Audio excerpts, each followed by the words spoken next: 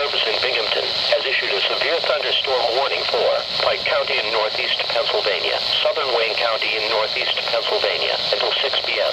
At 5:18 p.m., National Weather Service Doppler radar indicated a line of severe thunderstorms. These storms were located along a line extending from 6 miles northwest of Waymark to 7 miles west of Sterling to 31 miles southwest of Sterling and moving east at 55 miles per hour.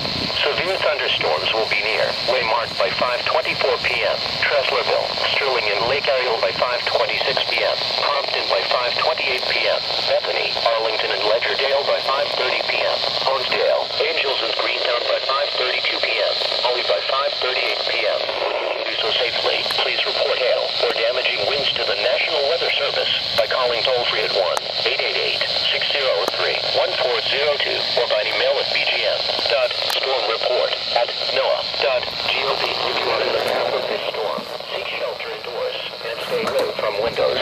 Repeating, a severe thunderstorm warning has been issued until 6 p.m. for the following counties in Pennsylvania: Pike and Wayne,